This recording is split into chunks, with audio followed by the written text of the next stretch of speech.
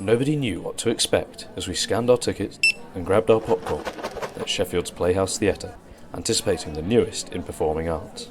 Genders had been reversed, an AI script, and a setting of 1920s Germany and jazz. All that was promised was that it was the first of its kind, an experiment of theatre. Please enjoy the performance. It had it all, the screaming, the laughter, and the sadness of one of Shakespeare's darkest tragedies.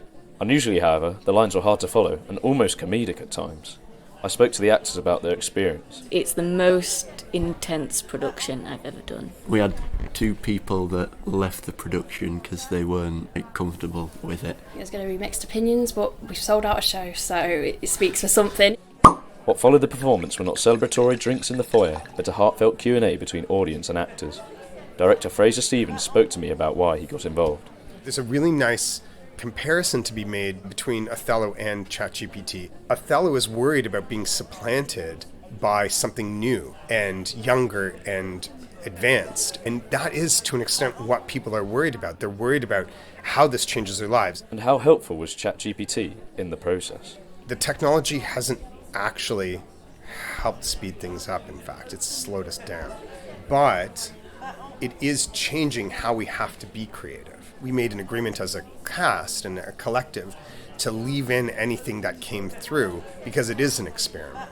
The sold-out crowd did not hold back, curious to how Othello had been reimagined.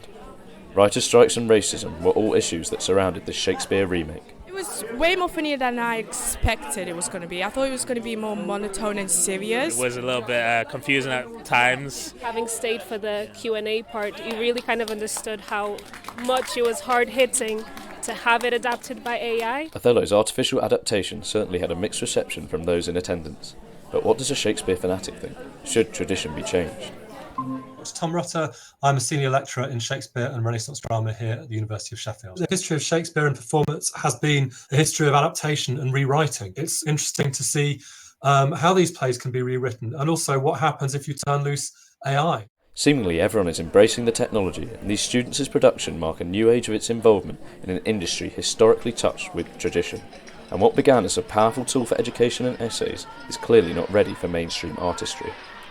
But with the show's success and the writers' protests, perhaps the arts are not quite ready for AI either.